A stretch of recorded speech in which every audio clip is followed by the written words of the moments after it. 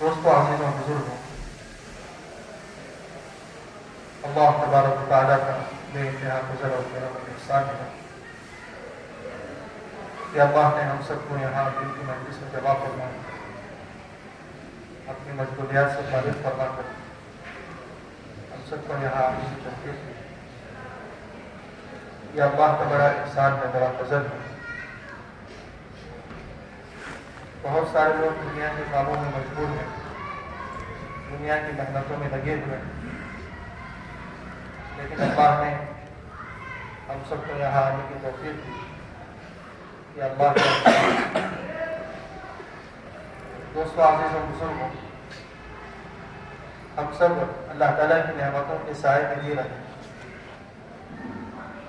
ہماری زندگی کا ہر لمحہ وہ اللہ کی نعمت کے سائے میں۔ فرماتے ہیں اللہ تعالیٰ کی نعمتیں ایسی ہیں کہ دنیا کا کوئی بھی انسان وہ اللہ کی نعمت سے محروم نہیں، چاہے شہری ہو، دیہاتی ہو، فقیر ہو، امیر ہو، بیمار ہو، صحت مند ہو، بہادر ہو، طاقتور ہو، کمزور ہو، ضعیف ہو، دنیا کا کوئی بھی آدمی وہ اللہ کی نعمتوں سے محروم نہیں۔ اللہ کی نعمتیں تمام انسانوں پر عام ہیں، برستی ہیں، لیکن ان تمام نعمتوں میں سب سے افضل نعمت دین کی سمجھ کا ملنا، ایمان کا ملنا ہے، اسلام کا ملنا ہے، اعمال صالحہ کی توفیق کا ملنا ہے۔ یہ اہم نعمت ہے، اس سے بڑی نعمت اور کوئی چیز نہیں۔ مال کا ملنا، دنیا کا ملنا، چیزوں کا ملنا، یہ سب وقتی نعمتیں ہیں، ختم ہونے والی نعمتیں۔ ایمان کا ملنا، دین کا ملنا، اعمال صالحہ کی توفیق کا ملنا، یہ ایسی نعمتیں ہیں جن کا تعلق آخرت تک باقی رہے۔ اسی وجہ سے کتابوں میں ہے کہ ایک سبحان اللہ کی توفیق کا مل جانا دنیا کے تمام مالداروں کے مال سے بڑھ کر، چاہے وہ سلیمان علیہ السلام کی حکومت ہو، اس سے بھی بہتر ہے، اس لیے کہ ساری حکومتیں ختم ہو جائے لیکن سبحان اللہ کا ثواب وہ باقی رہے۔ تو دوستوں عزیزوں بزرگوں، یہاں دین کی مجلس میں جمع ہو کر انہی بات کو سمجھنا ہے۔ دین کی مجلسوں کا فائدہ یہی ہے کہ اس میں آخرت کی یاد تازہ ہوتی، انسان آخرت کے قریب ہوتا ہے، اور ہر انسان دنیا میں محنت میں لگا ہوا ہے، ہر انسان محنت میں لگا ہوا۔ فرماتے ہیں کہ محنت دو طرح کی ہے، ایک محنت ہے کائنات سے لینے کی محنت، ہر انسان محنت کر رہا ہے تاکہ اسے کچھ مل جائے، اور وہ اسے کائنات سے لینے کے لیے محنت کر رہا ہے۔ فرمایا ایک محنت ہے خالق کائنات سے لینے کی، ایک آدمی محنت کر رہا ہے کہ خالق کائنات، کائنات کو بنانے والا جو خالق ہے اس سے براہ راست لینے کی محنت۔ فرمایا دنیا میں یہ دو محنت ہے۔ فرمایا دنیا والوں کی محنت وہ کائنات سے لینے کی محنت، کائنات سے لینا یعنی اسباب سے لینا۔ فرماتے ہیں کہ آدمی چاہے کائنات سے لے یا خالق کائنات سے لے، دونوں کو اللہ ہی دے، دینے والے تو اللہ ہیں، اس لیے کہ اللہ نے کائنات کو بنا کر کسی کے حوالے نہیں کیا، ساری چیزیں وہ اللہ کے قبضے میں ہیں، اللہ کے اختیار میں ہے۔ کہ فرمایا انبیاء علیہ السلام کا بھی اختیار ہے، مختار کل صرف اور صرف اللہ، ہر چیز کا اختیار رکھنے والے صرف اور صرف اللہ۔ تو اللہ کے علاوہ دنیا میں کوئی چیز وہ مختار نہیں ہے کہ اپنی طرف سے کسی کو کچھ دے دے۔ بے شمار مثالیں اس کی ملتی ہیں سیرت میں۔ خود ہم سورج کے متعلق غور کر لیں، اللہ نے اتنا بڑا سورج بنایا ہے، لیکن وہ بھی اپنے نکلنے میں اور غروب ہونے میں خدا کی قدرت کا اور خدا کے حکم کا محتاج ہے۔ روایتوں میں ہے کہ روزانہ सूरज इजाजत लेकर निकलता है और अल्लाह ने उसकी एक मिकदार मुतय्यन की है, वो अपने मिकदार से ना आगे बढ़ता है ना पीछे हटता है। निकलने की एक मिकदार है, उसका एक वक्त है, उसकी एक जगह है, और गुरूब होने की उसका एक वक्त है, उसकी एक जगह है। तो वो अपने निकलने में डूबने में वो मुख्तार नहीं है, बल्कि अल्लाह के हुक्म का मोहताज है। तो इसलिए दोस्तों, अजीजों बुजुर्गों, दुनिया में जो भी मिलता है वो अल्लाह ही से मिलता है, लेकिन लेने वालों की मेहनत दो तरीके की है। एक तो असबाब की मेहनत है, कायनात से लेने की मेहनत है। फरमाया ये दुनिया वालों का रास्ता है, और फरमाया खालिक कायनात से लेने की मेहनत ये अंबिया वाला रास्ता है। अंबिया अलैहिस्सलाम दुनिया में आकर किसी चीज को समझाते थे कि दुनिया में जो कुछ भी लेना है वो अल्लाह से लेना है। हर इंसान का ताल्लुक अल्लाह से जोड़ने का काम ये नबियों का था, एक मेहनत थी। हर इंसान पर मेहनत होती कि सबका ताल्लुक अल्लाह से हो जाए, खालिक कायनात से हो जाए। और इसके लिए अंबिया अलैहिस्सलाम अपने आप को मिटाते थे, तकलीफों में रखते थे, मुसीबतों को बर्दाश्त करते थे, सब कुछ करते थे, सिर्फ और सिर्फ इसलिए कि हर आदमी का ताल्लुक अल्लाह से जुड़ जाए, हर आदमी बराह रास्त अल्लाह से लेने वाला बन जाए। तो दोस्तों, अजीजों बुजुर्गों, जिन लोगों ने इस बात को समझा उनके अंदर यकीन पैदा हो गया, इस बात का यकीन कि वो सब कुछ अल्लाह से लेने वाले बन गए। और जिन लोगों ने नबी की बातों को झुटलाया वो दुनिया में भी गुमराह रहे और अल्लाह के आज़ाब में गिरफ्तार हुए, और आखिरत में भी उनके लिए हलाकत और बर्बादी है। तो इसलिए फरमाया हमें दुनिया में मेहनत करना है, यकीन की मेहनत करना है। अल्लाह से लेने के लिए यकीन का होना बहुत जरूरी है। यकीन के बगैर कोई आदमी अल्लाह से लेना नहीं सीख सकता। इसलिए ये जो दावत की मेहनत है, ये यकीन को बनाने की मेहनत है। ये जो दावत की मेहनत है, बार बार हम सुनते हैं कि ये यकीन को बनाने की मेहनत है। जब इंसान का यकीन बन जाता है तो वो बराह रास्त अल्लाह से लेने वाला बन जाता है। और दोस्तों, अजीजों बुजुर्गों, अभी हम यकीन के मुताबिक इतना जानते हैं कि यकीन हमारे सिर्फ जुबान पर है, यकीन के बोल जुबान पर है, लेकिन ये यकीन मेहनत के रास्ते से दिलों में नहीं उतरा। सहाबा के यहाँ यकीन दिलों में उतर गया। अल्लाह के नबी की बातों पर 100% यकीन, अल्लाह से लेने का 100% यकीन सहाबा के दिलों में था, और आज हमारी जुबानों पर है। सहाबा की मेहनत में और हमारी मेहनत में फर्क यही है। सहाबा की जिंदगी में और हमारी जिंदगी में फर्क यही है कि सहाबा 100% अल्लाह पर यकीन रखते थे दिल के साथ, और आज हमारा यकीन हमारी जुबानों तक है, दिल तक नहीं उतरा। तो ये दिलों तक उतारना भी, जैसा कि सहाबा के यहाँ इसकी मिसाल मिलती है कि वो कैसे यकीन वाले थे। हजरत अबू दरदा रज़ी अल्लाह अन्हु एक सहाबी हैं, बैठे थे एक मरतबा मस्जिद में। लोगों ने आकर कहा, एक ने आकर कहा कि आपका घर जल रहा है, मदीने में आग लगी है और घरों को जलाते हुए आगे बढ़ रही है, और आपका घर भी जलने वाला है। तो ये बैठे हुए कह रहे हैं कि मेरा घर नहीं जल सकता। दूसरे ने आकर खबर दी कि आपका घर जलने वाला है। तो हज़रत अबू दरदा रज़ी अल्लाह अन्हु वहीं बैठे हैं और इत्मीनान से कह रहे हैं कि घर नहीं जल सकता। तीसरे ने आकर खबर दी कि घर जलने वाला है, उसी इत्मीनान से बैठकर जवाब दे रहे हैं। फिर चौथे ने आकर खबर दी कि आग तो लगी और घरों को जलाती हुई आगे बढ़ी, लेकिन आपके घर से पहले पहले वो बुझ गई, रुक गई। तो लोगों ने पूछा ताज्जुब से कि किस बात का यकीन आपके अंदर था। फरमाया हज़रत अबू दरदा रज़ी अल्लाह अन्हु ने, मैंने अल्लाह के नबी से एक दुआ सीखी। अल्लाह के नबी ने मुझे एक दुआ याद दिलाई है कि जो सुबह में पढ़ेगा शाम तक वो अल्लाह की हिफाजत में रहे, उसकी हर चीज अल्लाह की हिफाजत में रहे, और जो शाम को पढ़ेगा सुबह तक उसकी हर चीज अल्लाह की हिफाजत में रहे।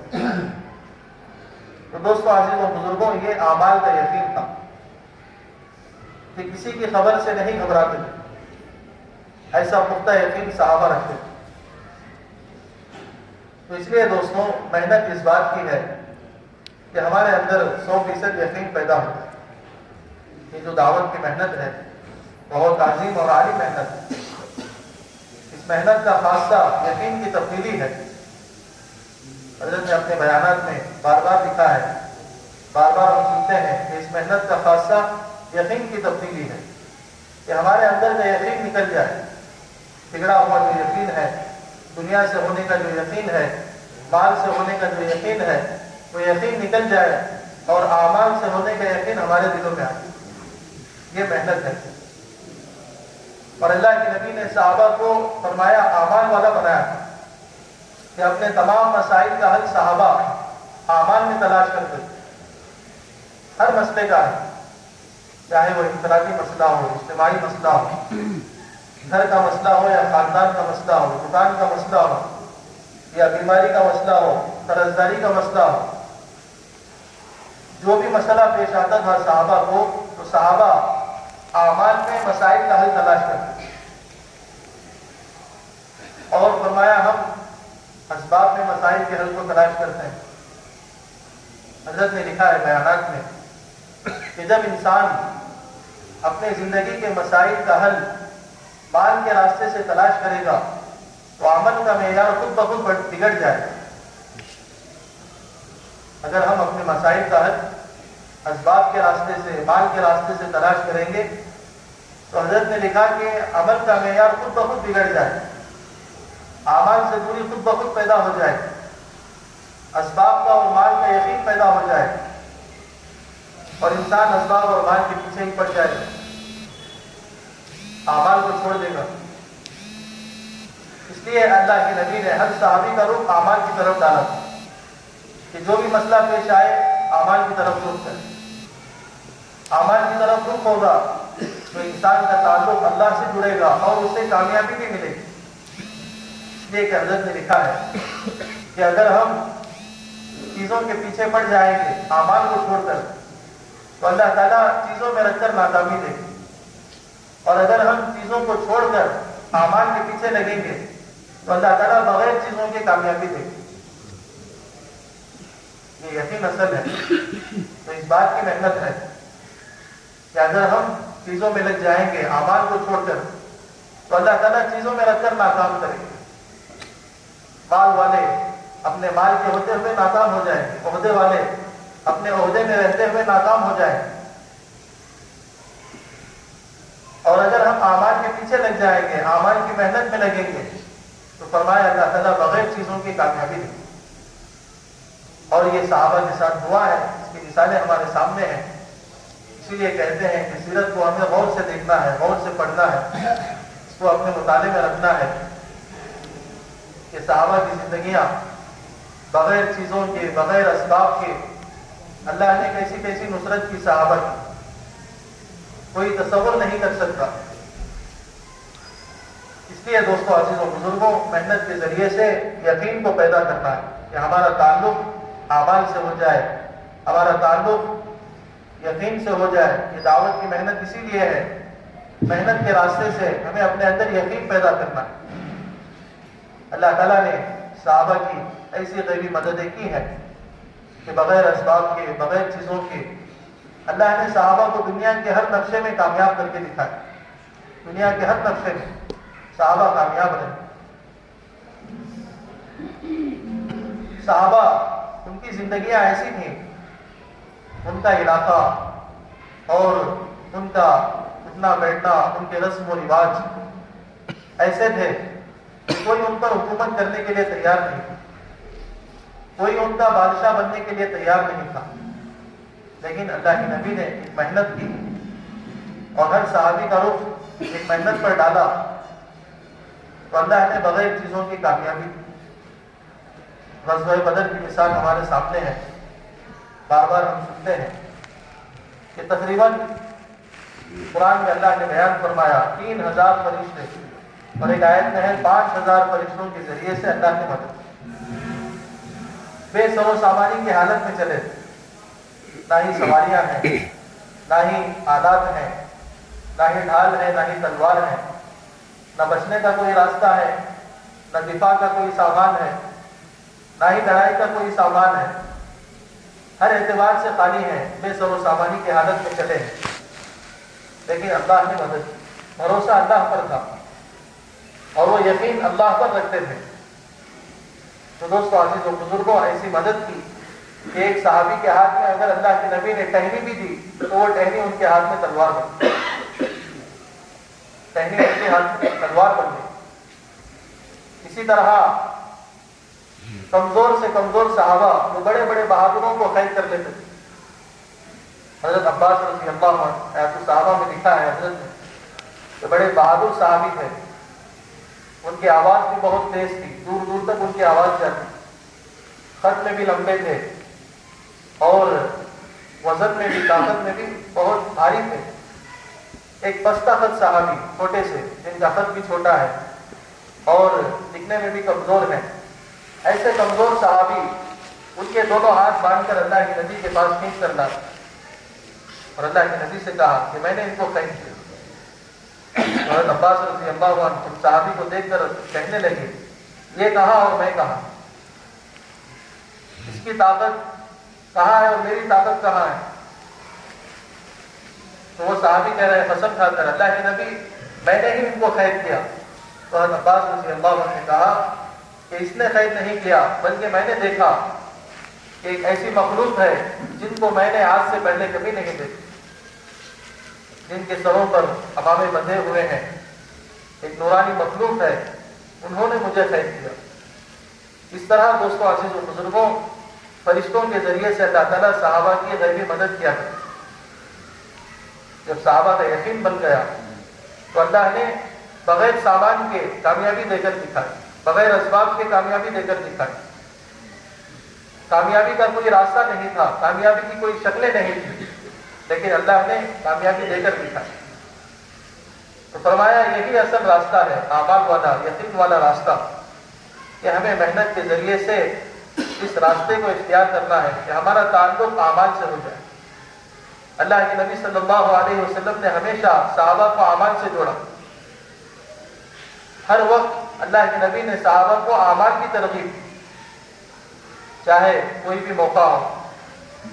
ایک صحابی آئے کہنے لگے غزوہ خیبر کے موقع پر جب مال تقسیم ہو گیا غنیمت کا، تو وہ کہنے لگے کہ میں نے سامان بیچنا اور خریدنا شروع کر دیا اور مجھے بہت سارا نفع حاصل ہوا، 300 اوقیہ چاندی نفے میں بچی۔ تو اللہ کے نبی نے فرمایا اس سے بہتر چیز یہ ہے کہ میں تمہیں بتاؤں اس سے بہتر چیز کیا ہے۔ دنیا کا نفع وقتی ہے، لیکن اس سے بہتر چیز وہ ہر فرض نماز کے بعد 2 رکعت نفل کا پڑھنا۔ ایک صحابی سفر کے لیے جانے لگے بحرین، تو اللہ کے نبی سے آ کر اس کا تذکرہ کیا تو اللہ کے نبی نے کہا کہ پہلے نماز پڑھ دو 2 رکعت نفل۔ دوستو عزیز و بزرگوں، بے شمار مثالیں ہیں کہ اللہ کے نبی نے ہر موقع پر صحابہ کو اعمال سے جوڑا۔ ایک صحابی قرض کی وجہ سے پریشان ہے، مسجد میں ہے، اللہ کے نبی نے آ کر دیکھا تو مسجد میں ہے، پریشانی کی حالت میں ہے، ان سے کہا، پوچھا کیا بات ہے کہ تم بے وقت مسجد میں ہو، یہ تمہارا مسجد میں آنے کا وقت نہیں ہے پھر بھی تم مسجد میں ہو؟ انہوں نے کہا اللہ کے نبی قرض کی وجہ سے پریشان ہوں۔ تو اللہ کے نبی نے دعا سکھائی کہ اس دعا کے پڑھنے کا اہتمام کرو، پہاڑوں کے برابر بھی اگر تمہارا قرض ہوگا تو اللہ تعالیٰ اس کو اتار۔ اس طرح دوستوں بزرگوں، ہمیں ہر حال میں اعمال کا راستہ اختیار کرنا ہے، اسی میں کامیابی ہے۔ اسباب کا راستہ، اعمال کا راستہ، یہ سب ناکامی کی شکل ہے اور وقتی کامیابی ہے اس میں، اور اعمال کے راستے میں ہمیشہ کی کامیابی۔ حضرت فاطمہ رضی اللہ عنہا کے متعلق مشہور ہے، 2-3 مرتبہ مختلف روایتوں میں یہ حدیث نقل کی گئی ہے کہ ہمیشہ اللہ کے نبی کے پاس خادم مانگنے کے لیے گئی، 1 دفعہ نہیں، 2 دفعہ نہیں، 3-4 دفعہ نہیں۔ جب بھی کوئی غلام یا خیری اللہ کے نبی کے پاس آتے تو حضرت علی رضی اللہ عنہ یا حضرت فاطمہ رضی اللہ عنہا دونوں میں سے کوئی اللہ کے نبی کے پاس پہنچ، لیکن اللہ کے نبی نے ہمیشہ کوئی نہ کوئی عمل دے کر دے۔ کبھی کوئی دعا سکھائی، کبھی کوئی دعا سکھائی۔ مختلف روایتیں حیات الصحابہ میں نقل کی گئی ہیں کہ اللہ کے نبی نے مختلف دعائیں سکھائی اور کہتے تھے اللہ کے نبی ان کے پڑھنے کا اہتمام کرو، یہ خادم سے بہتر چیز ہے۔ تو دوستو عزیزوں، یہ اصل ہے کہ ہم محنت کے راستے سے محنت کرتے ہوئے ہم اعمال کے راستے کو اختیار کریں گے تو پھر دنیا میں بھی کامیابی ملے گی اور آخرت میں بھی کامیابی ملے گی۔ اور اگر ہم دوسرے راستے اختیار کریں گے تو وقتی کامیابی دنیا میں مل جائے گی لیکن آخرت میں نقصان اور خسارے میں رہیں گے۔ اس لیے ہمیں اس دعوت کی محنت کے ذریعے سے خوب محنت کرنا ہے، یقین کو بنانے کی محنت کرنا ہے۔ آج یقین کے اعتبار سے ہم بہت کمزور ہیں۔ یقین کی کمزوری کی وجہ سے فرماتے ہیں کہ اعمال میں سستی بھی پیدا ہوتی، یقین کی کمزوری کی وجہ سے عمل میں استقامت بھی نہیں رہتی، اور یہاں تک فرمایا کہ یقین کی کمزوری کی وجہ سے اگر انسان عمل بھی کر لیتا ہے تو عمل میں ریا اور نفاق بھی پیدا ہوتا ہے۔ یہ سب یقین کی کمزوری کی وجہ سے۔ ایک تو سب سے پہلے عمل میں سستی پیدا ہوتی ہے، اعمال سے انسان دور رہتا ہے، یقین کمزور ہونے کی وجہ سے اعمال سے دور ہو جاتا ہے، اور اگر عمل کرتا بھی ہے تو عمل میں استقامت نہیں رہتی، کبھی کیے کبھی چھوڑ دیے، کبھی کیے کبھی چھوڑ دیے، اور جب عمل کرتا بھی ہے تو پھر ریا آ جاتا ہے، اخلاص سے وہ عمل خالی ہو جاتا ہے۔ فرمایا یہ سب کا سب، یہ جو سب بیماریاں ہیں، یہ سب جو کمزوریاں ہیں وہ یقین کی کمزوری کی بنیاد پر ہے۔ اس لیے جو محنت ہے، دعوت کی محنت، یہ یقین کو بنانے کی محنت، ایک اللہ سے ہونے کا یقین، اعمال سے لینے کا یقین۔ جتنا ہم دعوت دیں گے یقین مضبوط ہوگا، جتنا ہم دعوت دیں گے اللہ کی ذات عالی کا یقین آئے گا، جتنا ہم لوگوں کو اللہ کی طرف بلائیں گے اتنا ہمارے اندر اللہ کی ذات کا تاثر پیدا ہوگا۔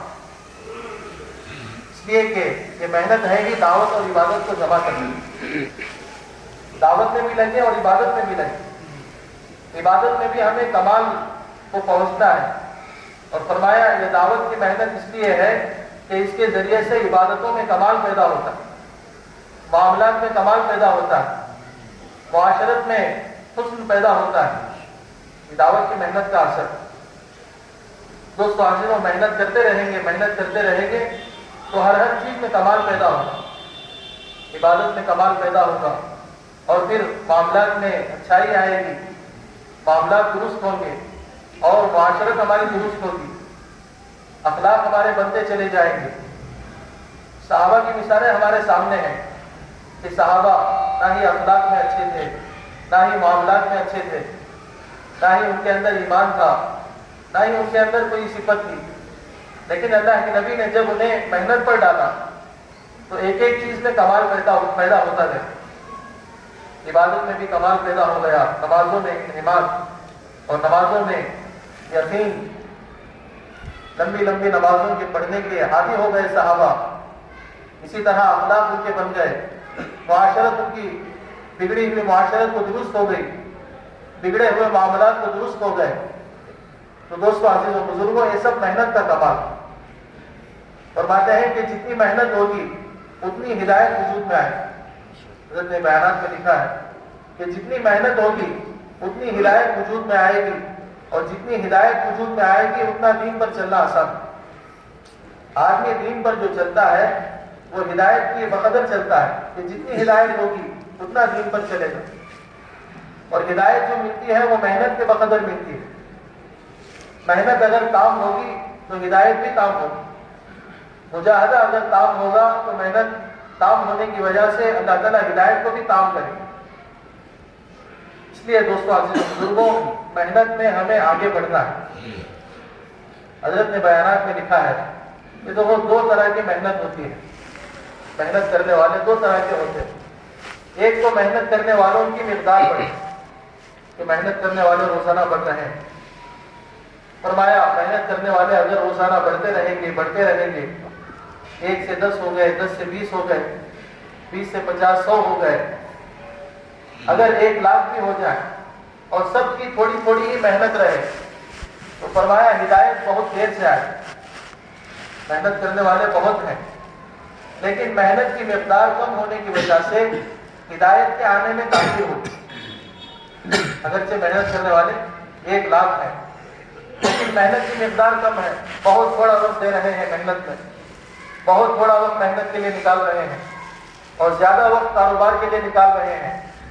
تو لکھا ہے حضرت نے کہ دیکھو اگر محنت اس طرح ہوگی کہ محنت کرنے والے تو زیادہ ہیں لیکن محنت کی مقدار کم ہے، تو فرمایا ہدایت کے آنے میں تاخیر ہوگی۔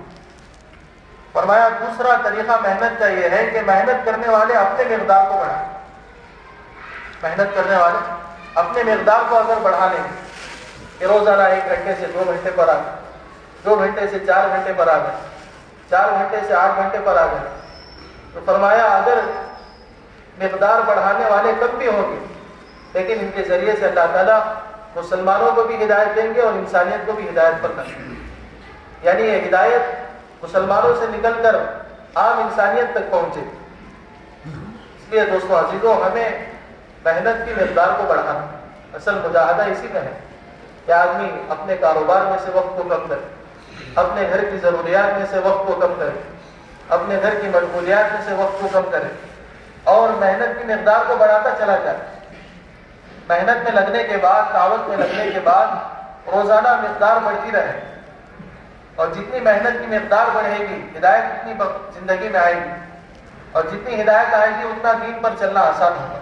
دین پر آدمی صلاحیت کی بنیاد پر یا پھر کسی اور بنیاد پر نہیں چلتا، وہ ہدایت کی بنیاد پر چلتا ہے اور ہدایت کو اللہ نے محنت کے ساتھ جوڑا ہے۔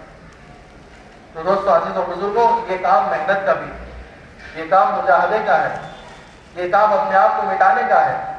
جتنا ہم مجاہدے کے ساتھ اور اپنے آپ کو مٹاتے ہوئے اس محنت میں لگ جائیں گے اتنی ہدایت وجود میں آئے اور پھر ہمارے لیے دین پر چلنا آسان ہوگا، لوگوں کا دین پر چلنا آسان ہوگا۔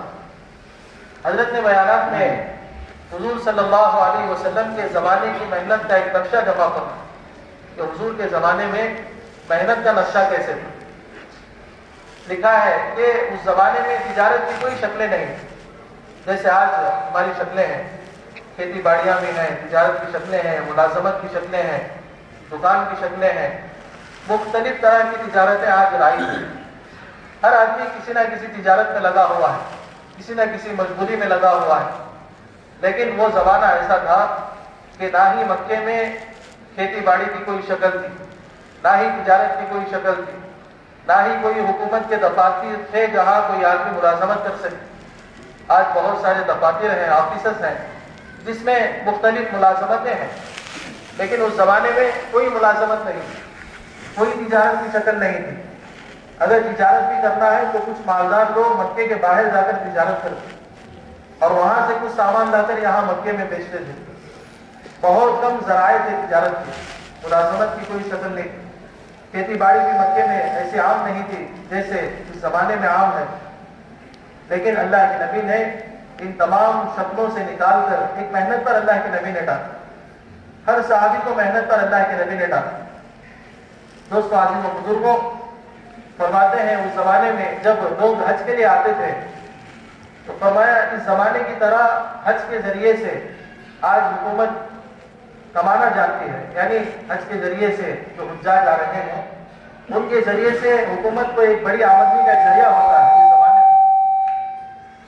لیکن لکھا ہے کہ اس زمانے میں جب حجاج حج کو آتے تھے تو آمدنی کا ذریعہ نہیں تھا، بلکہ مختلف قبیلے والے آنے والے حجاج پر خرچ کرتے تھے، اکرام میں، ان کی مہمان نوازی میں آنے والوں پر خرچ کیا جاتا تھا۔ تو اس طرح تجارت کی کوئی شکلیں نہیں تھی، ملازمت کی کوئی شکلیں نہیں تھی، لیکن اللہ کے نبی نے ایک محنت پر ہر صحابی کو ڈالا تو اللہ نے اس محنت کی وجہ سے اللہ نے ہر صحابی کو کامیاب کر کے دکھایا، بغیر چیزوں کے کامیاب کیا۔ اور فرماتے ہیں کہ اس زمانے میں جب صحابہ مدینے میں ہجرت کر کے گئے تو صحابہ پر ہر اعتبار سے خرچ بڑھ گیا، ایک تو اپنا خرچ بھی تھا اور اللہ کے نبی صلی اللہ علیہ وسلم بار بار صحابہ کو اللہ کے راستے میں نکالتے تھے۔ حضرت نے بیانات میں لکھا ہے کہ تقریباً اللہ کے نبی نے مدینے کی 10 سالہ زندگی میں 150 جماعتیں روانہ فرمائیں، اس میں 25 جماعتوں میں اللہ کے نبی بذات خود چلے اور 125 جماعتیں اللہ کے نبی نے دوسروں کو بھیجا، صحابہ کو۔ اور اس زمانے میں جماعتیں جو بنتی تھیں کسی میں 10,000 بھی تھے، کسی میں 15,000 بھی تھے، کسی میں 5,000 بھی تھے، کسی میں 313 بھی تھے، اور چھوٹی جماعتیں بھی بنا کر بھیجتے تھے، کسی میں 8-10 بھی تھے، کسی میں 15-20 بھی تھے، کوئی قافلہ 50-70 کا بھی تھا۔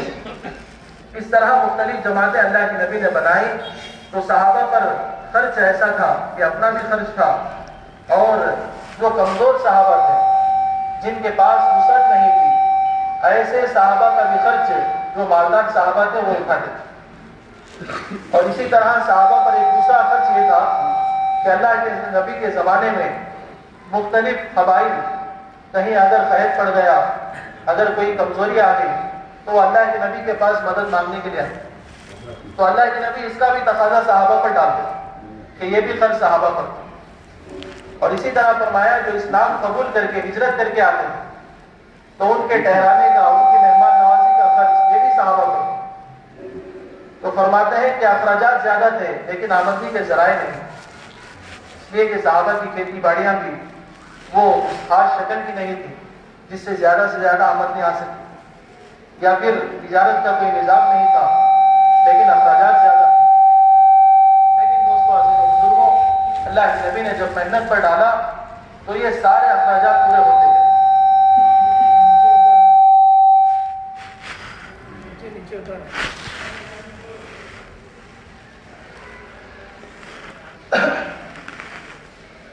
تو اللہ کے نبی نے ہر صحابی کو محنت پر ڈالا۔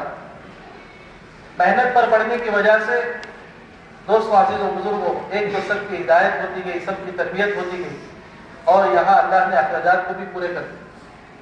اس طرح فرمایا کہ اگر محنت ہوگی تو اللہ تعالیٰ ہماری دنیا بھی بنائیں گے، آخرت بھی بنائیں گے، ہمارے دنیا کے مسائل بھی حل ہوں گے، آخرت کے مسائل بھی حل ہوں گے۔ اس لیے دوستو، عزیز و بزرگوں، ہر چیز کا تعلق محنت سے ہے، ہر چیز کا تعلق محنت سے ہے۔ یہ دعوت کی محنت اسی لیے ہے کہ ہم اس محنت کو ہر حال میں کریں، ہر اعتبار سے کریں۔ ایسا نہیں کہ جب چاہے کر لیا اور جب چاہے چھوڑ دیا۔ لکھا ہے کہ دیکھو 3 قسم کے لوگ ہوتے ہیں جو دین پر چلتے ہیں یا محنت میں چلتے ہیں۔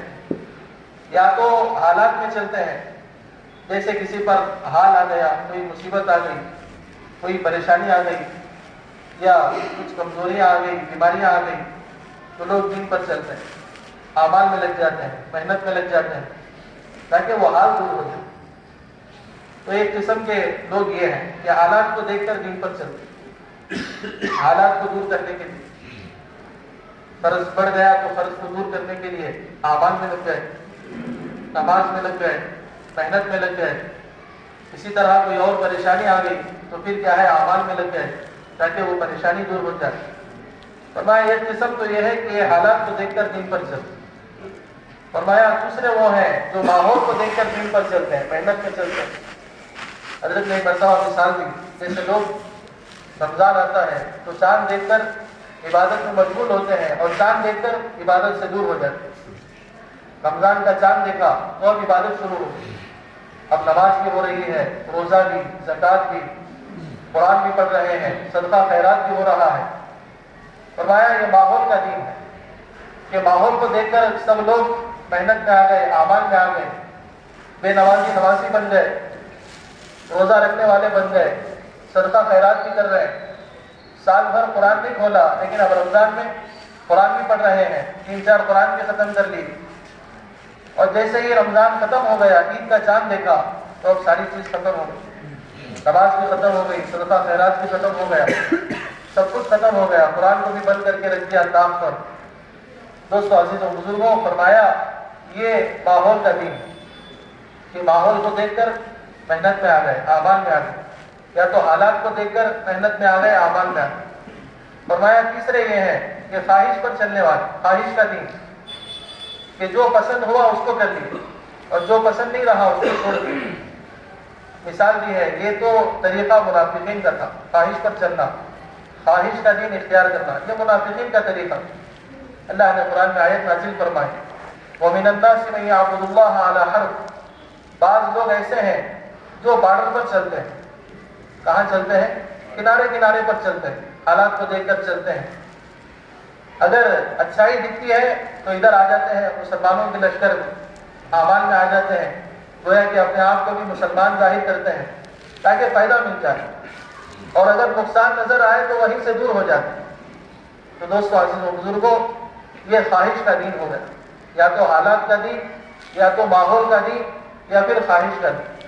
فرمایا ایسے آج ہم اپنے زمانے میں چل رہے ہیں۔ یہ سب کیا ہے؟ نفاق کی علامت ہے، یہ منافقین کی علامت ہے۔ اللہ کے نبی کے ساتھ سفر میں نکلتے، آواز لگائی جاتی مدینے میں، تو دیکھتے تھے کہ سفر کیسا ہے، اور یہ دیکھتے تھے کہ جگہ کیسی ہے، آیا اس میں منافع ملے گا یا نہیں، مال غنیمت ملے گا یا نہیں، اور یہ بھی دیکھتے تھے کہ علاقہ کیسا ہے، سخت ہے یا نرم ہے، سفر کیسا ہے، دور کا ہے یا نزدیک کا ہے۔ مختلف بہانے منافقین تلاش کرتے ہیں، اور اگر سفر بھی قریب کا ہے اور لڑائی بھی نہیں ہوتی، اگر ایسا نظر آتا ہے کہ اس میں نفع ہے تو منافقین یہاں آ کر جڑ جاتے، اور اگر دیکھتے کہ خطرہ ہے، اس میں جان کا بھی خطرہ ہے، مال کا بھی خطرہ ہے، تو وہیں سے منافقین دور ہو جاتے ہیں۔ دوستو عزیز و بزرگوں، یہ سب فرمایا یہ منافقین کی چیزیں کہ یا تو خواہش پر چلیں، یا حالات پر چلیں، یا ماحول پر چلیں۔ فرماتے ہیں کہ ہمیں نہ ہی حالات کو دیکھنا ہے، نہ ہی ماحول کو دیکھنا ہے، نہ ہی خواہش کے دین پر چلنا ہے، بلکہ ہمیں تو حکموں کا دین پورا کرنا، حکموں کا دین، کہ جو حکم اللہ کی طرف سے ملا اس پر ہم چلیں۔ صحابہ کو اللہ کے نبی نے اس کا عادی بنایا کہ حکموں کا دین اختیار کریں، جو حکم ملا اس کو پورا کریں۔ سیرت کی کتابوں میں مختلف مثالیں صحابہ کی ہیں کہ صحابہ نے ہر حال میں حکم کو پورا کیا۔ ایسا نہیں کہ خواہش پر چلے ہیں، یا پھر حالات پر چلے ہیں، یا پھر ماحول میں چلے ہیں، صحابہ نے ہر حال میں حکم کو پورا کیا۔ اللہ کے نبی صلی اللہ علیہ وسلم مسجد میں ہیں، نماز پڑھا رہے ہیں، مسجد قبلتین ہے، وہاں اللہ نے قبلہ بدلنے کا حکم دیا۔ نماز میں ہے، نماز ہی میں رخ بدل دیا۔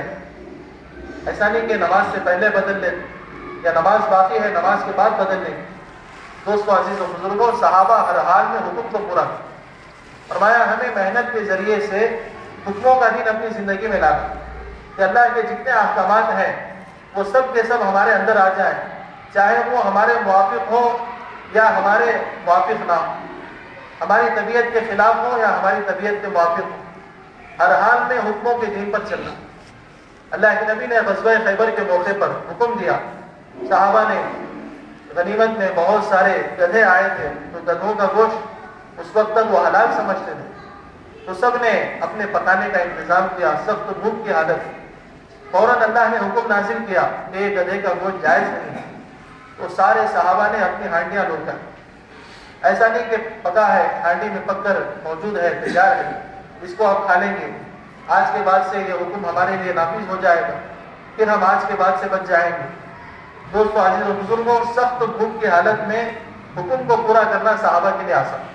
فرمایا یہ اصل حکم کا دین، ایسا نہیں کہ خواہش کا دین، ابھی خواہش پوری کر لیں گے، بعد میں ہم حکم کو پورا کریں گے، ابھی ہم حالات پر دیکھ کر چلیں گے، بعد میں ہم حکموں کو پورا کریں گے۔ دوستو عزیز و بزرگوں، یہ مزاج اللہ کے نبی نے صحابہ کا نہیں بنایا۔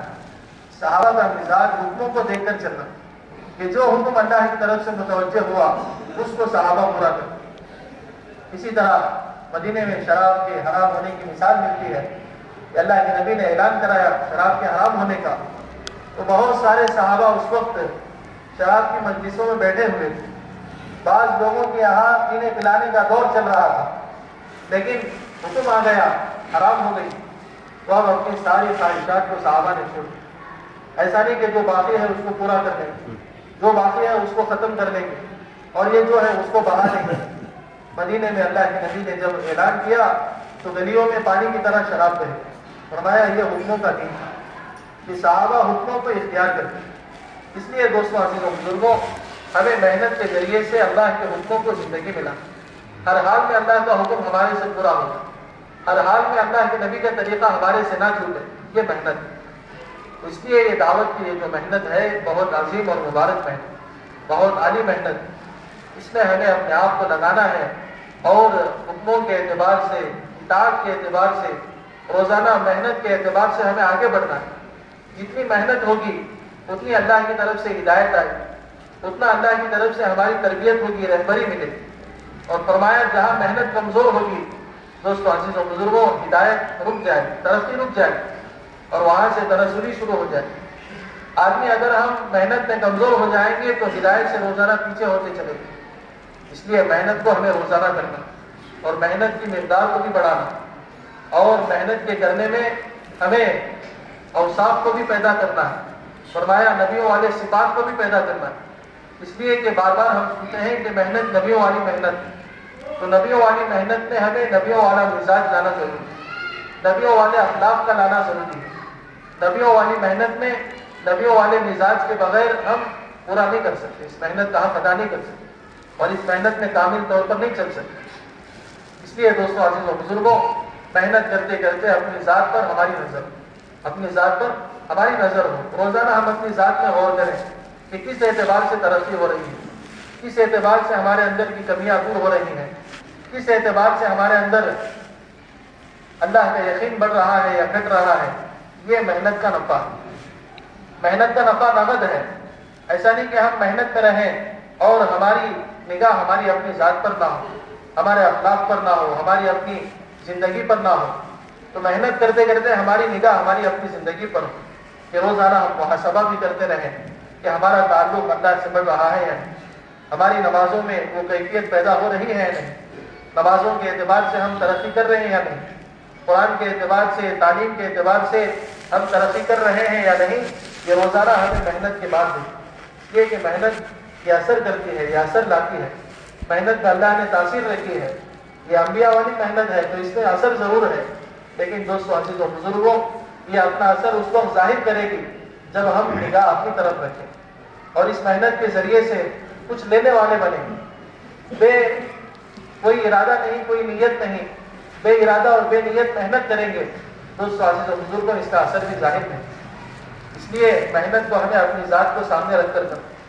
فرمایا کہ دیکھو محنت کرتے ہوئے اس کام میں انبیاء والے صفات کا آنا بہت ضروری ہے۔ فرماتے ہیں کہ بعض لوگ سمجھتے ہیں کہ محنت کرنے کے لیے صلاحیت کا ہونا ضروری ہے، یا پھر شہرت کا ہونا ضروری ہے، یا پھر پرانا ہونا ضروری ہے۔ دو تین باتیں ایک دفعہ حضرت نے بیان کیا۔ لوگوں کا گمان ہے کہ محنت میں چلنے کے لیے لوگ سمجھتے ہیں کہ صلاحیت کا ہونا ہے، نہ ہی صلاحیت کا ہونا ہے، نہ ہی شہرت کا ہونا ہے۔ لوگ سمجھتے ہیں کہ شہرت کی وجہ سے محنت میں آگے بڑھیں گے۔ فرمایا محنت میں جو آگے بڑھتے ہیں وہ صفات کی وجہ سے آگے بڑھتے ہیں، نہ ہی صلاحیت کی وجہ سے، نہ ہی شہرت کی وجہ سے، نہ ہی فرمایا قدامت کی وجہ سے کہ پرانے ہیں اس لیے محنت میں آگے بڑھ رہے ہیں۔ پرانا ہونا کوئی محنت میں آگے بڑھنا نہیں، پرانا ہونے کی وجہ سے نہ کوئی محنت میں آگے بڑھتا ہے، نہ ہی شہرت کی وجہ سے کوئی محنت میں آگے بڑھتا ہے، نہ ہی صلاحیت کی وجہ سے محنت میں آگے بڑھتا ہے۔ دوستو عزیز و بزرگوں، محنت میں ہم آگے بڑھتے ہیں قبولیت کی وجہ سے، صلاحیت نہیں صالحیت کی وجہ سے۔ اور فرمایا قبولیت وہ صفات سے پیدا ہوتی ہے۔ قبولیت کیا ہے؟ وہ صفات سے پیدا ہوتی ہے، اس لیے صفات کا زندگیوں میں لانا بہت ضروری ہے۔ محنت انبیاء والی ہے تو مزاج بھی انبیاء والا ہونا بہت ضروری ہے۔ انبیاء والے مزاج کے ساتھ، انبیاء والی محنت کے ساتھ، انبیاء والے مزاج کے ساتھ، انبیاء والے اخلاق کے ساتھ اگر ہم محنت کریں گے تو یہ محنت کا اثر ہمیں دنیا میں دکھائی دے گا، اس محنت کا نفع ہمیں نقد معلوم ہوگا۔ اگر محنت رخ سے ہٹ جائے گی تو دوستو عزیز و بزرگوں، اس محنت کا نفع بھی ضائع ہے۔ اس لیے حضرت نے مثال دے کر بتایا کہ دیکھو جس طرح اللہ کے احکامات ہیں تو ہم اللہ کے احکامات میں ان حکموں کے پورا کرنے کے بھی پابند ہیں، اور اسی طرح ان حکموں کے طریقے کے بھی پابند ہیں۔ مثلا نماز اللہ کا ایک حکم ہے تو نماز کے پڑھنے کے ہم پابند ہیں، نماز تو پڑھتا ہی ہے، لیکن نماز کا ایک طریقہ بھی ہے تو اس طریقے کے بھی ہم پابند ہیں۔ تو اسی طرح فرمایا محنت بھی ضروری ہے، لیکن محنت کے طریقہ کار کے بھی ہم پابند ہیں۔ ایسا نہیں کہ محنت ہم اپنے مزاج سے کریں گے یا اپنے ماحول میں کریں گے یا اپنی ذاتی رائے سے کریں گے یا اپنے تجربات سے کریں گے۔ فرمایا اس سے محنت کا اثر ظاہر نہیں، جیسے اللہ کا حکم اس کا طریقہ بدلنے کی وجہ سے وہ حکم مردود ہو جاتا ہے، مقبول نہیں ہوتا، اللہ کے یہاں قبول نہیں ہوتا۔ اسی طرح فرمایا محنت اگر طریقہ کار سے ہٹتی ہے تو حضرت نے فرمایا یہ محنت مجاہدے کے بجائے مشقت بن جائے، اور مشقت میں نہ ہی اجر ہے نہ ہی اللہ کی طرف سے کوئی ہدایت کا وعدہ ہے، بلکہ مجاہدے پر اللہ کی طرف سے ہدایت کا وعدہ بھی ہے اور اجر بھی۔ اس لیے دوستو عزیز و بزرگوں، محنت میں ہم طریقہ کار کے بھی پابند ہیں۔ نماز ہم پڑھیں گے، نماز کا حکم اللہ نے دیا ہے، نماز کو پڑھنا ہے، لیکن پڑھیں گے حضور والے طریقے کے مطابق۔ جیسے کیا ہے، قیام کا طریقہ ہے قیام کریں گے، رکوع کا ایک طریقہ ہے رکوع کریں گے، سجدے کا ایک طریقہ ہے سجدہ کریں گے، پھر دوستوں عزیزوں بزرگوں اگر طریقہ کار بدلے گا کہ سجدہ ہم پہلے کریں گے اور رکوع بعد میں کریں گے، قرآن کی تلاوت خیام میں ہم جو چاہیں ہم کریں گے، تو دوستوں عزیزوں بزرگوں اس سے ایک تو نماز بھی خراب ہوگی، اور جب نماز خراب ہوگی تو نماز مردود بھی ہو جائے، مقبول بھی نہیں ہوگی۔ اسی طرح فرمایا محنت کا اثر جو ظاہر ہوتا ہے وہ طریقہ کار پر ظاہر ہوتا ہے۔ فرمایا دو چیزیں ہیں، ایک مجاہدہ ہے اور ایک مشقت ہے۔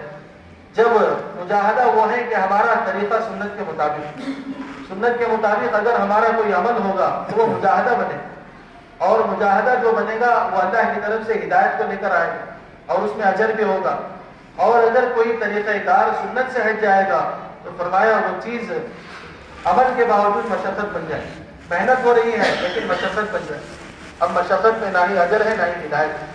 اس لیے دوستوں عزیزوں بزرگوں یہ محنت ایک طریقہ کار کی پابند ہے، اور وہ طریقہ کار انبیاء والا طریقہ ہے، صحابہ والا طریقہ ہے کہ ہمیشہ یہ محنت صحابہ والے طریقے کے مطابق ہو، ہمیشہ یہ محنت انبیاء والے طریقے کے مطابق ہو کہ ہم محنت کرتے رہیں گے، انبیاء والا مزاج ہمارے اندر آتا ہے، ہمارے اندر اخلاق بھی آتے رہیں، ہمارے اندر صبر کی کیفیت آئے، ہمارے اندر تحمل آئے، برداشت آئے۔ انبیاء علیہ السلام کے اندر یہ دو چیزیں خاص طور پر، صبر اور تحمل، یہ دو چیزیں اللہ کے نبی صلی اللہ علیہ وسلم کے اندر بھی خاص طور پر، اور اسی کو پرکھنے کے لیے حضرت زید رضی اللہ عنہ نے اللہ کے نبی سے معاملہ کیا، اللہ کے نبی سے انہوں نے معاملہ کیا یہ دیکھنے کے لیے کہ اللہ کے نبی کا تحمل کیسا ہے۔ صبر الگ ہے اور تحمل الگ ہے، صبر ایک ہے اور تحمل اس کے آگے کی چیز ہے۔ دوستو عزیزوں انبیاء علیہ السلام کے اندر صبر بھی اعلیٰ درجے کا تھا اور تحمل بھی اعلیٰ درجے کا تھا، اور اللہ کے نبی صلی اللہ علیہ وسلم کے اندر خاص طور پر تحمل تھا، اس لیے کہ نبی صلی اللہ علیہ وسلم کو اس محنت میں زیادہ ستایا ہے، تو اللہ کے نبی کے اندر تحمل بھی بہت زیادہ ہے۔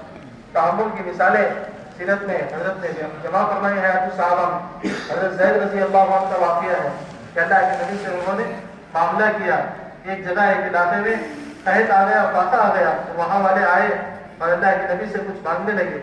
اللہ کے نبی نے اپنے خادم حضرت بلال سے کہا کہ کچھ ہے، تو معلوم ہوا کچھ بھی نہیں ہے، تو یہ وہیں سامنے بیٹھے تھے، فوراً اللہ کے نبی سے معاملہ کیا، کہ اللہ کے نبی سے معاملہ کر لیا کہ ان کے قحط کا جو بھی سامان ہے وہ سب کا سب میں ادا کروں، لیکن فلاں ایک تاریخ مقرر ہو گئی، فلاں معیار مقرر ہو گیا، فلاں مدت مقرر ہو گئی کہ اس مدت میں اتنے معیار میں آپ کو مجھے واپس کرنا ہے۔ اب دوستو عزیز و بزرگوں جب وہ نہ ہی مدت پوری ہوئی نہ ہی وقت کو پورا ہوا، اس سے پہلے آ کر اللہ کے نبی کا گریبان پکڑ گئے اور اللہ کے نبی سے کہا کہ تم خاندان والوں کا یہی کام ہے کہ ٹال مٹول کر۔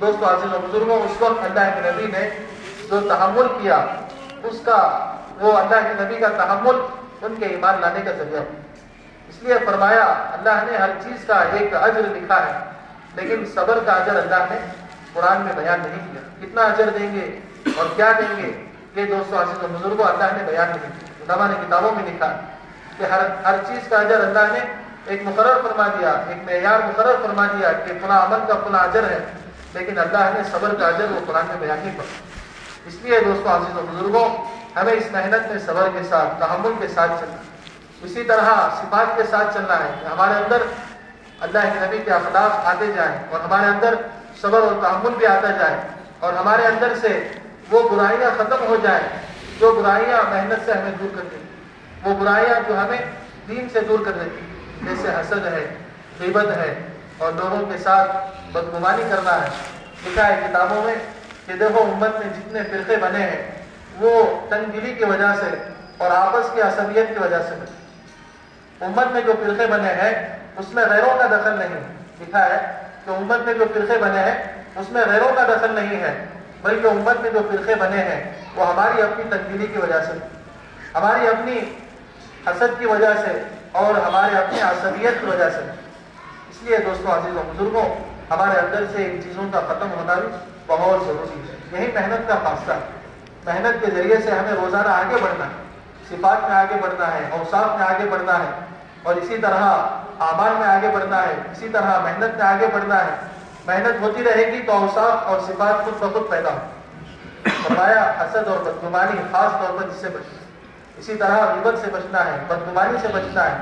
ایک مرتبہ مثال دے کر فرمایا کہ دیکھو چھوٹا سا ایک گھر ہوتا ہے، میاں بیوی اور 2-3 بچے ہی رہیں، اگر ان کے درمیان بدگمانی ہو جائے تو وہ گھر بگڑ جاتا ہے۔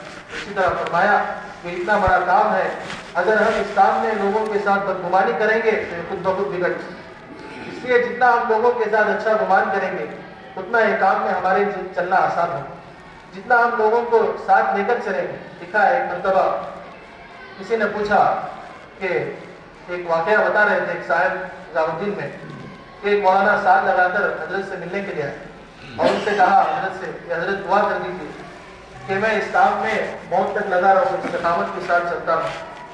تو حضرت نے فرمایا دیکھو اس کام میں وہ چلے گا موت تک اور آخر تک جو خود بھی لگے اور دوسروں کو بھی لگانے کی فکر ہے۔ ایک تو ہمیں خود بھی لگے رہنا ہے، اس محنت میں خود بھی لگنا ہے کہ ہم روزانہ محنت میں لگے رہیں، روزانہ محنت کرتے رہیں، اور ہماری نیت یہ ہو کہ ہم دوسروں کو بھی لگاتے رہیں کہ ہماری محنت سے، ہماری دعوت سے ایک عملہ تیار ہو جائے، محنت کرنے والے تیار ہو جائیں، ہماری مسجد میں کچھ ساتھی تیار ہو جائیں، جماعتوں کو لے کر چلنے والے تیار ہو جائیں، محنت کرنے والے تیار ہو جائیں، ساتھ دینے والے تیار ہو جائیں۔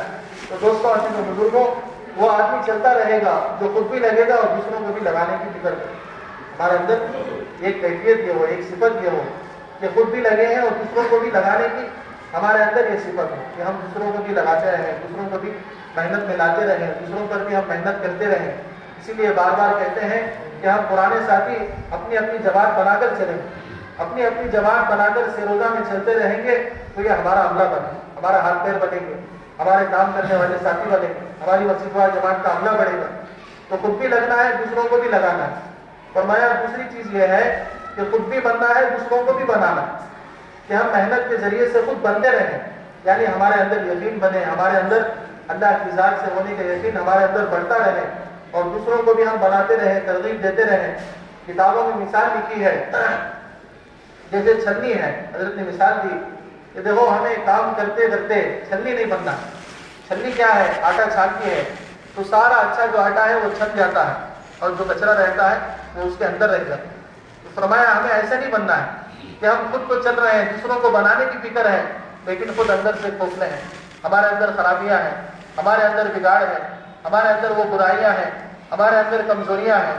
دوستوں عزیزوں بزرگوں، اس سے کیا ہے ہم زیادہ دن نہیں چلتے، اس سے کیا ہے ہم اس محنت کے ذریعے سے زیادہ نفع نہیں اٹھائیں۔ اس لیے ہماری پہلی فکر یہ ہو کہ ہم خود بھی بنیں اور دوسروں کو بھی بنیں، خود بھی لگے اور دوسروں کو بھی لگائیں۔ اور فرمایا تیسری چیز یہ ہے کہ خود بھی ہم آگے بڑھیں اور دوسروں کو بھی آگے بڑھیں۔ آگے بڑھنا یہ ہے کہ روزانہ ہم محنت میں آگے بڑھیں، اوقات کے اعتبار سے آگے بڑھیں، خروج کے اعتبار سے آگے بڑھیں، صفات کے اعتبار سے آگے بڑھیں، کہ روزانہ ہم بڑھتے رہیں آگے، مال کا، قربانی کا ہم روزانہ آگے بڑھتے رہیں اور اسی طرح دوسروں کو بھی ترغیب دیتے رہیں۔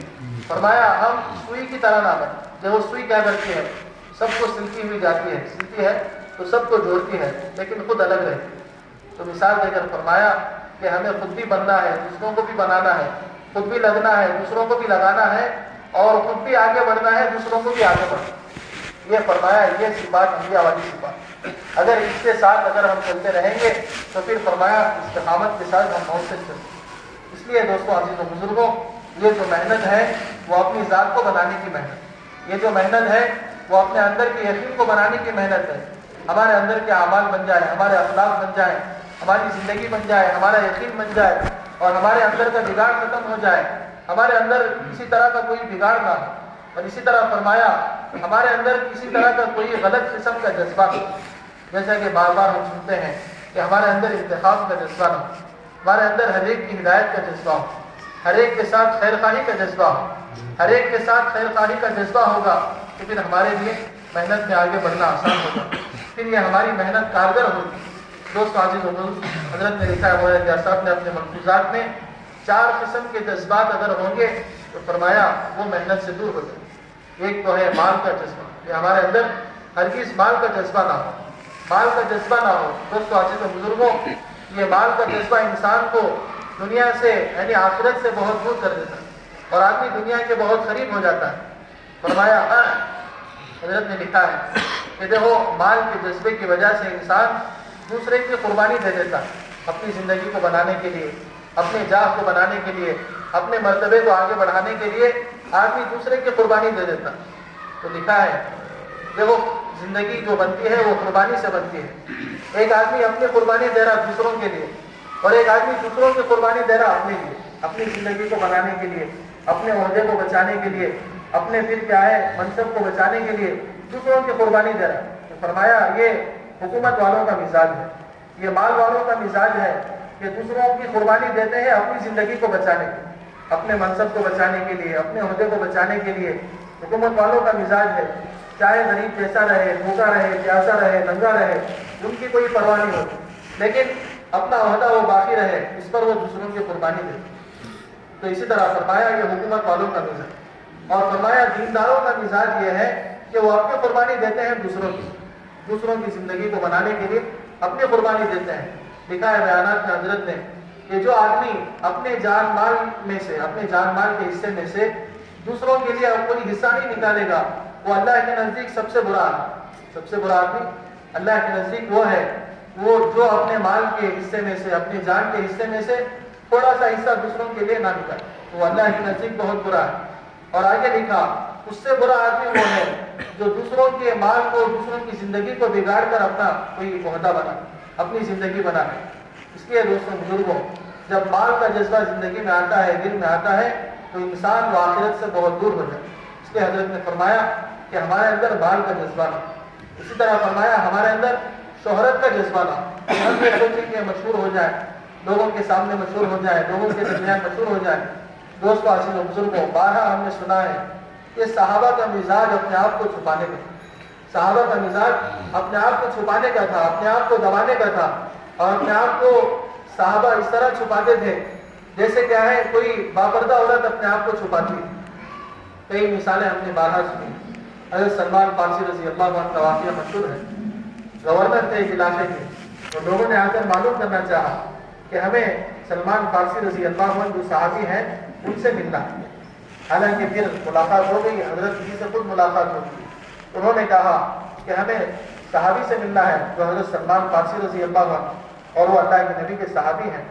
مل رہے ہیں حضرت سلمان رضی اللہ عنہ سے، لیکن انہوں نے ظاہر نہیں کیا کہ میں ہی وہ صحابی ہوں اور میں ہی سلمان فارسی رضی اللہ عنہ۔ جب لوگوں کے ذریعے سے، دوسرے لوگوں کے ذریعے سے معلوم ہوا تو حضرت سلمان فارسی رضی اللہ عنہ نے کہا میں تو صحابی اس وقت کہلاؤں گا جب میرا حشر کل قیامت میں اللہ کے نبی صلی اللہ علیہ وسلم کی جماعت کے ساتھ۔ دوستو عزیز و بزرگوں، یہ مزاج صحابہ کہ اپنے آپ کو چھپا، حالانکہ صحابی ہیں اور علاقے کے گورنر ہیں اور لوگ ملنے کے لیے آئے ہیں، چاہتے تو بتا سکتے تھے کہ میں ہی وہ صحابی ہوں، مجھے ہی حضور کی خدمت میں رہنے کا شرف حاصل ہوا ہے، لیکن دوستو عزیز و بزرگوں اپنی آخرت کو سامنے رکھا اور فرمایا کہ میں تو صحابی اس وقت کہلاؤں گا جب قیامت میں میرا حشر اللہ کے نبی کی جماعت کے ساتھ۔ تو اس لیے فرمایا ہمارے اندر شہرت کا جذبہ نہ، اسی طرح فرمایا ہمارے اندر غیروں کے ملک و مال کا حکومت کا جذبہ نہ، غیروں کے ملک و مال کا اور حکومت کا جذبہ نہ۔ فرمایا اگر یہ سب غلط جذبات ہمارے اندر ہوں گے تو ہم محنت میں اور کام میں آگے نہیں بڑھیں، ہم صفات میں آگے نہیں بڑھیں۔ اس لیے اس محنت کے کرنے کے دوران اپنے دل کو بہت ہی زیادہ پاک و صاف رکھنا ہے اور اپنے دل کو بہت ہی زیادہ بالکل سیدھا رکھنا ہے، حکومت کا جذبہ نہ ہو، مال کا جذبہ نہ ہو۔ اسی طرح فرمایا ہمارے اندر کسی سے انتخاب لینے کا جذبہ نہ۔ کتنے واقعات ہیں صحابہ کے، مشہور مثالیں ہیں ہمارے سامنے کہ صحابہ کے اندر غیروں کی ہدایت کا جذبہ تھا، صحابہ کے اندر غیروں کی ہدایت کا جذبہ تھا، غیروں کے ملک و مال کا جذبہ نہیں تھا، ہمیشہ غیروں کی ہدایت کا جذبہ صحابہ لے کر دنیا میں چلتے تھے۔ دنیا میں اللہ کے نبی نے جہاں بھی بھیجا وہاں صحابہ جا کر ان کی ہدایت کی تمنائیں کرتے تھے، وہاں صحابہ جا کر ان کی ہدایت کے لیے دعائیں کرتے تھے۔ اللہ کے نبی صلی اللہ علیہ وسلم ہمیشہ اللہ کے نبی کا معمول تھا کہ کوئی بھی جماعت اللہ کے نبی بھیجتے تو تاکید کر کے بھیجتے تھے کہ تم وہاں جا کر قتال نہیں کرنا، فوراً لڑائی نہیں کرنا، سب کو مانوس کرو، سب کو قریب کرو اور دعوت دو، سب سے محبت پیدا کرو، سب کے ساتھ خیر خواہی کرو، ہمدردی کرو۔ اس لیے کہ اللہ کے نبی صلی اللہ علیہ وسلم کی حدیث ہے، اللہ کے نبی نے فرمایا اس آدمی کے لیے میری محبت لازم ہے جو میرے لیے ایک دوسرے کے ساتھ خیر خواہی کرے، جو میرے لیے ایک دوسرے سے تعلق پیدا کرے، اس آدمی کے لیے میری محبت لازم۔ دوستو عزیز و بزرگوں، فرمایا یہ 4 قسم کے جذبات ہیں، یہ 4 قسم کے جذبات ہوں گے تو فرمایا اللہ تعالیٰ ہم سے کافی ہے۔ اس لیے ہمیں محنت کے درمیان ان سارے جذبات سے اپنے دل کو خالی کرنا، نہ ہی مال کا جذبہ ہو، نہ ہی حکومت کا جذبہ ہو، نہ ہی شہرت کا جذبہ ہو۔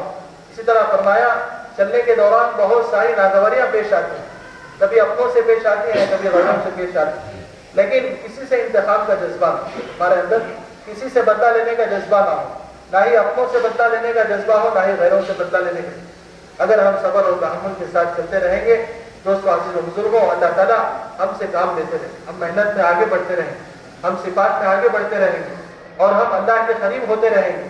اگر کسی نہ کسی طرح کا کوئی غلط جذبہ ہمارے دل میں آ گیا تو پھر دوستو عزیز و بزرگوں ہم محنت سے دور ہوتے ہیں۔ اس لیے محنت کرنا ہے، صفات کے ساتھ کرنا، محنت کرنا ہے صفات کے ساتھ اور پھر اوصاف کے ساتھ ہماری محنت۔ اسی طرح فرمایا ہمارے اندر کسی قسم کی عصبیت نہ ہو۔ حضرت کے ملفوظات میں یہ بھی لکھا ہے کہ اگر کسی کے اندر عصبیت ہوگی اور پھر غرور اور تکبر ہوگا اللہ تعالیٰ اس کو بھی کام سے دے۔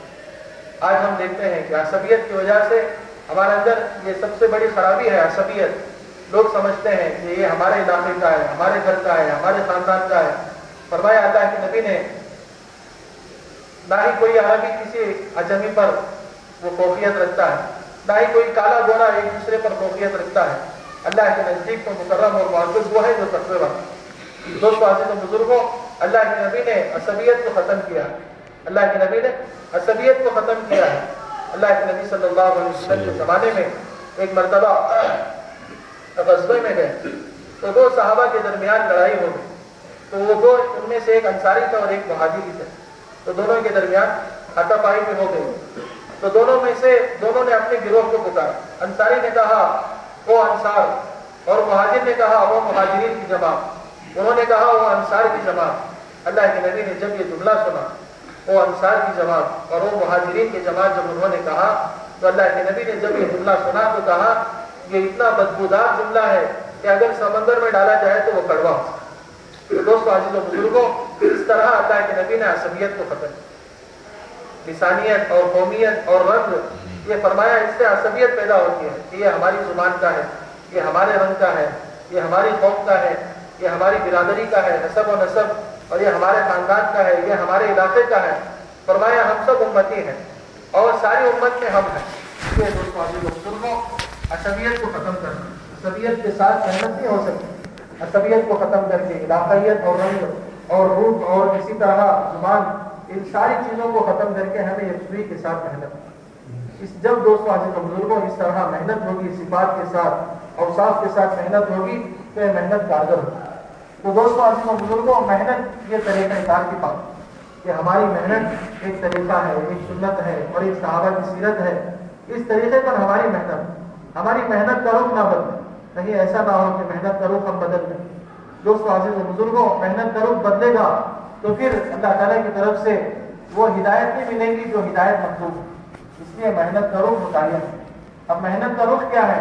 محنت کا رخ تو حضور صلی اللہ علیہ وسلم کی زندگی، صحابہ کی زندگی ہے۔ جیسا کہ حضور صلی اللہ علیہ وسلم نے صحابہ کو ایک محنت پر ڈالا تھا، وہ محنت دوستو عزیز و بزرگوں ہمیں اپنے علاقے میں، اپنی جگہ، اپنی مسجدوں میں قائم کرنا۔ اللہ کے نبی صلی اللہ علیہ وسلم نے محنت کے کرنے میں مسجد کو بنیاد بنایا۔ اللہ کے نبی نے محنت کے کرنے میں مسجد کو بنیاد بنایا۔ مدینے کی جو 10 سالہ زندگی ہے، فرماتے ہیں کہ مدینے کی زندگی میں اللہ کے نبی کی مسجد کو ہر اعتبار سے مرکز ہے۔ 24 گھنٹے اللہ کے نبی کی مسجد آباد ہے۔ ہر صحابی کا ہر مسئلہ وہ مسجد سے حل کیا جاتا ہے، ہر صحابی کا مسئلہ وہ مسجد سے حل کیا جاتا ہے، چاہے ان کا انفرادی مسئلہ ہو، اجتماعی مسئلہ ہو۔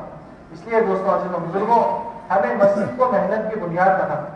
اگر مسجد محنت کی بنیاد بنے گی تو اس سے محنت میں تیزی آئے گی، اور محنت میں تیزی آئے گی، محنت آگے بڑھے گی اور لوگ زیادہ سے زیادہ اس محنت میں آئیں گے، لوگوں کا رخ محنت کی طرف ہوگا، لوگوں کا رخ بدلے گا، زندگیاں بدلیں گی، جبکہ محنت کا رخ مسجد سے ہوگا۔ اللہ کے نبی صلی اللہ علیہ وسلم نے صحابہ کو مسجد والا بنایا۔ جب وہ فرماتے ہیں، حضرت نے بیانات میں لکھا ہے کہ آج مسلمانوں پر جو آفت ہے، مصیبت ہے، احوال ہے، وہ اس وجہ سے ہے، لوگ کہتے ہیں کہ ہمارے اوپر آفت اس لیے ہے کہ ہم مسلمان ہیں۔ جو فرمایا حضرت نے کہ آفت مسلمان ہونے کی وجہ سے نہیں ہے، بلکہ آفت نافرمان ہونے کی وجہ سے، کہ ہم نافرمانی میں آ گئے، اللہ کی طرف سے آفت آ گئی، ہم اللہ کے حکموں کو توڑنے والے بن گئے، جس کی وجہ سے اللہ نے مختلف حالات میں ہمیں ڈال دیا۔ دوستو عزیز و بزرگوں، اسی طرح دوسری بات حضرت نے یہ لکھی ہے کہ آج مسلمانوں پر آفت اس وجہ سے ہے کہ مسلمانوں کے جان مال کی ترتیب اور ان کی تقسیم بگڑی ہوئی، کہ ہمارے جان مال کی ترتیب بگڑی ہوئی ہے۔ جان مان کی تقسیم ہماری غلط ہے، جس کی وجہ سے فرمایا حضرت نے کہ آج مسلمان آپ ہیں۔ دوستو عزیز و بزرگوں، اگر ہم اپنے جان مال کا رخ صحیح کر لیں گے تو اللہ تعالیٰ آفتوں سے ہمیں بچائیں، آفتوں کو اللہ تعالیٰ دور کر دیں گے۔ اسی طرح اگر ہم اطاعت والے بن جائیں گے تو اللہ تعالیٰ آفتوں کو دور کر دیں گے۔ بار بار ہم سنتے آ رہے ہیں کہ حالات کا تعلق یہ کیا ہے؟ احکام سے، حکام سے نہیں ہے کہ ہم یہ سمجھیں کہ حکام کی طرف سے آفت ہے یا پھر دنیا والوں کی طرف سے حالات ہیں۔ فرمایا حالات کا تعلق وہ احکام سے ہے کہ اگر ہمارے احکام درست ہوں گے، ہمارے اندر اللہ کے حکم 100% ہوں گے، ہمارے اندر نبی کا طریقہ 100% ہوگا تو دوستو عزیز و بزرگوں اللہ تعالیٰ حالات کو خود بخود درست کرے۔ اس لیے کہ حدیث میں ہے اللہ تعالیٰ اللہ کے نبی نے فرمایا حاکموں کو برا بھلا کہنے سے بچو، حاکموں کو برا بھلا کہنے سے بچو، اس لیے کہ حاکم کے دل بھی وہ اللہ کے قبضے میں ہے، ہر انسان کے دل وہ اللہ کے قبضے میں ہے۔ انسان جب مسلمان جب نافرمانی کرتا ہے تو اللہ تعالیٰ حاکموں کے دل کے رخ کو بدل دیتے ہیں، پھر جا کر حاکم ہمارے اوپر مصیبتیں اور آفتیں لاتے ہیں۔ اگر ہم مسلمان فرمانبرداری میں آ جائیں، اطاعت میں آ جائیں تو اللہ تعالیٰ ان حاکموں کے دل کے رخ کو بدل دیتے ہیں، پھر وہ کیا ہے؟ ہمارے لیے راحت کا ذریعہ بن جائے، پھر وہ ہمارے لیے انصاف کا ذریعہ بن جائے۔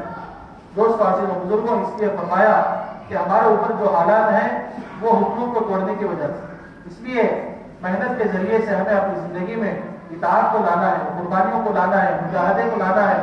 یہ سارا اسی وقت ہوگا جب ہمارا تعلق مسجد سے ہوگا۔ ہماری جان مال کی ترتیب بگڑی ہوئی ہے، ترتیب اسی وقت صحیح ہوگی جب ہم مسجد والے بن جائیں۔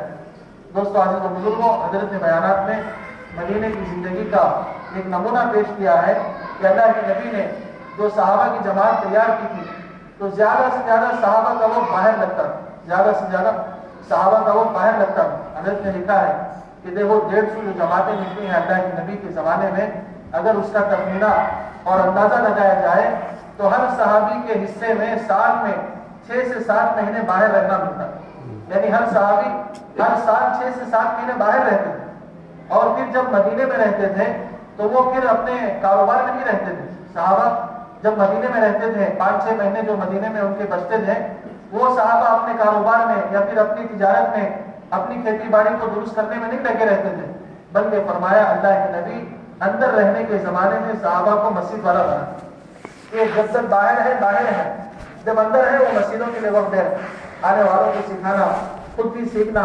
یہ دوستوں عزیز و بزرگوں، اس طرح صحابہ پہ زیادہ سے زیادہ وقت وہ یا تو خروج میں لگتا تھا یا مقام پر رہنے کی وجہ سے مسجد میں لگتا تھا۔ اس کے علاوہ صحابہ کا کہیں دوسری جگہ وقت نہیں ملتا۔ اسی لیے جو آج فرماتے ہیں کہ آج فرصت والے، غربت والے، یہ سب کیا ہے؟ کفر کے قریب ہیں۔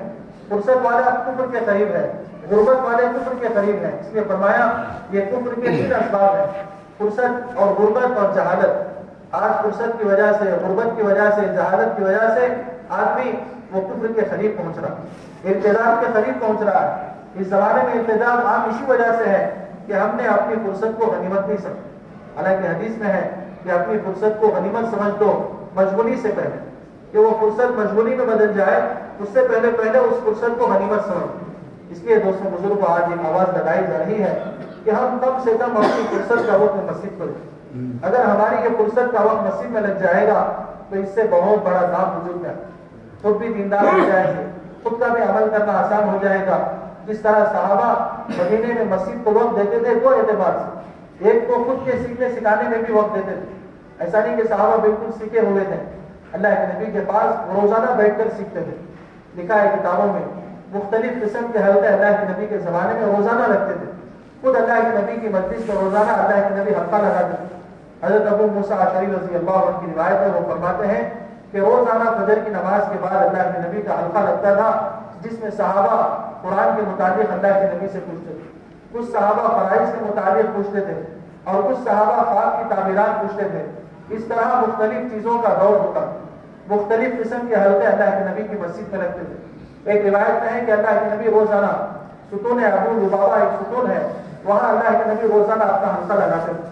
دوستوں عزیز و بزرگوں، صحابہ مسجد کے لیے وقت دیتے تھے 2 اعتبار، ایک تو خود کا سیکھنا سکھانا ہو جاتا اور اسی طرح آنے والوں کے سیکھنے سکھانے کے لیے وقت دیتے۔ تو اس طرح صحابہ کا وقت ایسا تنگ تھا کہ صحابہ کو فرصت نہیں ملتی، کوئی مشغول سے وہ کیا ہے دنیا کے اعتبار سے مشغول نہیں ہوتے تھے، بلکہ ہمیشہ یا تو مسجد کے اعمال میں مشغول ہے یا تو پھر گھر کے آرام میں مشغول. اسی وجہ سے لکھا گیا ہے کہ صحابہ اتنا مشغول ہوتے تھے کہ اگر تجارت دو آدمیوں کے درمیان ہوتی تو دو صحابہ آپس میں وقت بانٹ لیں کہ آدھا دن تجارت کے لیے آپ، آدھا دن تجارت کے لیے. تو یہ آدھا دن مسجد میں دیتے. بعض دفعہ اللہ کے نبی کے زمانے میں صحابہ ایک ایک دن تقسیم کر لیتے کہ ایک دن تجارت کا اور ایک دن مسجد کا. رات کو تقسیم کر لیتے صحابہ کہ آدھی رات گھر کی اور آدھی رات مسجد. آدھی رات والے وہ مسجد میں چلے جاتے اور جو مسجد میں تھے وہ گھر آتے. اس طرح دوستوں عزیز و بزرگوں ہمیں اپنے وقت کو مسجد کے لیے اس طرح فارغ کریں. آج مشکل یہ ہے کہ ہم مسجد میں دوسروں کے سیکھنے سکھانے کے لیے وقت کو فارغ کرتے ہیں لیکن خود کے سیکھنے سکھانے میں ہم پیچھے. اس لیے فرمایا خود بھی سیکھنا سکھانا ہے مسجد میں حلقے لگا کر اور اسی طرح آنے والوں کو بھی سکھانا ہے. یہی اصل چل. اس لیے دوستوں عزیز و بزرگوں یہ مسجد کو ہمیں مرکز بنا کر کام کریں. مسجد کو ہم محنت کا مرکز بنائیں کہ ہمارا سارا کام وہ مسجد کی سطح سے، ہماری ساری محنت وہ مسجد کی سطح سے. اس لیے آج آواز لگائی جا رہی ہے کہ 24 گھنٹے ہماری مسجدیں آباد ہوں.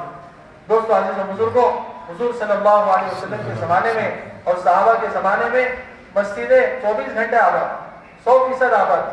فرماتے ہیں صحابہ نے نقل کیا، حضرت امام بخاری رحمۃ اللہ علیہ نے ایک باب نقل کیا ہے جس میں ذکر کیا باب ذکر العلم والفتیا فی المسجد کہ علم اور فقہ کا کام وہ مسجد کے حلقے سے ہوتا ہے. مفتی اگر کوئی بن رہا ہے تو مسجد کے حلقے سے، کسی کو سوال پوچھنا ہے، فتویٰ لینا ہے، وہ مسجد میں آتے ہیں. اسی لیے بار بار کہا جاتا ہے، کہتے ہیں کہ دیکھو قاضی، مبلغ، مفتی، مجاہد وہ سب وہ مسجد کی سطح سے ہوتا ہے. اس لیے دوستوں عزیز و بزرگوں ہمیں مسجد کو مرکز بنا کر کام کریں.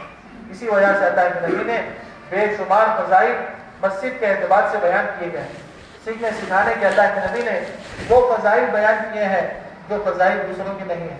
اسی وجہ سے حدیث میں ہے کہ جو آدمی مسجد سیکھنے سکھانے کی نیت سے چلے گا، اپنے گھر سے مسجد سیکھنے سکھانے کی نیت سے چلے گا تو اللہ کے نبی نے فرمایا اس کا ثواب اس کامل حج کرنے والے کی طرح ہے جس کا حج کامل ہے، یا اس عمرہ کرنے والے کی طرح ہے جس کا عمرہ مکمل ہوگا. اس طرح دوستوں عزیز و بزرگوں ہمیں مسجد کو محنت کا میدان بنانا، ہمیں مسجد کو محنت کے لیے مرکز بنانا ہے تاکہ ہماری مسجدیں 100% آباد ہوں. ہماری مسجد 100% آباد ہو جائے اور اس میں ہمیں ہر قسم کے حلقے قائم کرنا ہے. علم کا حلقہ، فرائض کا حلقہ، قرآن کا حلقہ، جیسا کہ ابھی حدیث میں نقل کیا گیا ابو امامہ حضرت ابو موسیٰ اشعری رضی اللہ عنہ فرماتے ہیں اللہ کے نبی کی مسجد میں علم کا حلقہ، فرائض کا حلقہ لگتا تھا. ایک مرتبہ ایک صاحب حضرت عبداللہ بن عباس رضی اللہ عنہ سے آ کر کہنے لگے اللہ کے نبی کے دور کے بعد بڑے بڑے صحابہ کا درس وہ مسجد نبوی میں لگتا تھا. جیسا کہ حضرت عبداللہ بن عباس رضی اللہ عنہ بڑے مفسر ہیں، ان کا حلقہ مسجد نبوی میں لگتا ہے. عبداللہ بن عمر رضی اللہ عنہ ہیں، بڑے صحابی ہیں، ان کا حلقہ مسجد میں لگتا تھا. اسی طرح عبداللہ بن مسعود رضی اللہ عنہ کے شاگرد فرماتے ہیں کہ ہمارے زمانے میں مسجد گویا کہ ایک باغ تھا. جیسے باغ میں مختلف قسم کے جھاڑ ہوتے ہیں، مختلف قسم کے درخت ہوتے ہیں اور ہر درخت میں مختلف قسم کے پھل ہوتے ہیں، ایسے اللہ کے نبی کی مسجد میں مختلف قسم کے حلقے لگتے ہیں. گویا کہ الگ الگ باغیچے ہیں اور آدمی جس باغ میں چاہے اس سے جا کر فائدہ حاصل ہو. اس طرح دوستوں عزیز و بزرگوں مختلف قسم کے حلقے اللہ کے نبی کی مسجد میں لگتے ہیں. فقہ کے، علم کے، فتوے کے، جو صحابی جو اپنا مسئلہ لے کر آتے وہ اپنا مسئلہ مسجد کے ذریعے سے، مسجد کے راستے سے رکھتے. اسی طرح اللہ کے نبی نے مدینے کے باہر کے علاقے میں بھی ایسے ہی احوال پیدا کیے تھے. صحابہ نے ایسی ہی محنت کی.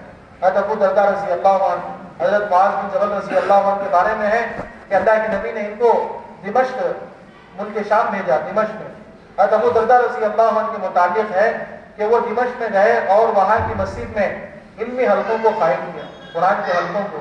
فرماتے ہیں کہ چھوٹی چھوٹی جماعت حضرت ابو درداء رضی اللہ عنہ بناتے تھے. 10-15 آدمیوں کی ایک جماعت بنائی، اس میں ایک نگران مقرر کیا اور ان کا ایک حلقہ بنا. اس طرح مختلف حلقے لگا کر خود یہ محراب کے پاس بیٹھ کر حلقوں کی نگرانی کرتے. ایک صاحب فرماتے ہیں کہ میں نے ایک مرتبہ دمشق کی جامع مسجد میں حلقوں کی تعداد اور حلقوں میں بیٹھنے والوں کی تعداد دیکھی تو تقریباً 1600 آدمی حلقوں میں بیٹھے.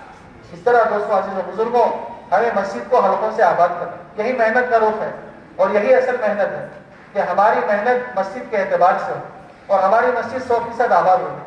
اسی طرح فرمایا دوسری جو ضروری چیز ہے وہ ہمارے گھر بھی حلقوں سے آباد ہو. دو محنتیں ہیں، اس وقت دو محنتیں ہیں. ایک محنت مسجد کی ہے کہ ہم مسجد کو مرکز بنا کر، محنت کا میدان بنا کر ہم باہر کے اعتبار سے محنت کریں اور ہر آدمی کا تعلق مسجد سے جڑے. اسی طرح فرمایا دوسری جو ضروری محنت ہے وہ اپنے گھروں کو علمی حلقوں سے آباد ہو. جیسے آج کہہ رہے ہیں، بار بار یہ بات کہی جا رہی ہے کہ ہمارے گھروں میں 5 اعمال کے ساتھ تعلیم شروع ہوتی ہے. یہ دوستو عزیز و بزرگوں، یہ گھر کے دین میں، گھروں کے اندر دین کے آنے کا یہ بنیادی راستہ. فرمایا جن گھروں میں تعلیم ہوگی ان گھروں میں دین پہنچے گا، دین کی سطح بڑھے گی، دین کی سطح بلند ہوگی. اور جن گھروں میں تعلیم نہیں ہوگی، تعلیم ختم ہو جائے گی، وہاں دین کا معیار گھٹ جائے گا، دیندار ختم ہو جائیں گے، دین ختم ہو جائے گا. اس لیے دوستو عزیز و بزرگوں، ایک تو محنت مسجد کی ہے اور ایک تو محنت ہمارے اپنے گھروں کی ہے کہ ہمارے گھروں میں بھی 100% اعمال کا ماحول بن جائے. ہمارے گھروں میں قرآن کے حلقے قائم ہو جائیں، ہمارے گھروں میں اسی طرح صفات کے حلقے قائم ہو جائیں، حدیث کی تعلیم کے حلقے قائم ہو جائیں، ہمارے گھروں میں تشکیل کا ماحول قائم ہو جائے. بار بار ہم اس کے فوائد سنتے آ رہے ہیں، بار بار اس کے منافع ہمارے سامنے ہیں کہ اللہ کے نبی نے گھروں میں قرآن کے حلقے لگائے، اللہ کے نبی نے گھروں میں قرآن کے حلقے لگائے، قرآن کے سننے سنانے کا اہتمام کیا. صحابہ کے یہاں گھروں میں قرآن کے حلقے لگتے تھے، ہر صحابی کا گھر وہ مرکز بنا ہوا سیکھنے سکھانے کے لیے. اللہ کے نبی کا معمول تھا کہ جب بھی آنے والے مہمانوں کو صحابہ کے یہاں کسی کے بھی گھر میں ٹھہرا دیتے تو صحابہ ان کی نصرت بھی کرتے، انہیں دین بھی سکھاتے. اس طرح دوستو عزیز و بزرگوں یہ سیکھنے سکھانے کا رواج ہے. تو دوستو عزیز و بزرگوں ہمیں محنت کے ذریعے سے ایک تو اپنی مسجد کو آباد کرنا ہے، 100% ہماری مسجد آباد ہو جائے اور ہمارے گھروں میں بھی 100% تعلیم کا، علم کا ماحول قائم ہو جائے.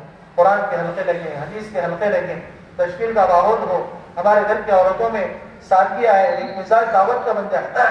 اس لیے کہ فرمایا، حضرت نے بیانات میں لکھا ہے کہ جب وہ حضور صلی اللہ علیہ وسلم نے جو معاشرہ بنایا ہے اس معاشرے کی بنیاد 3 چیزوں پر ہے.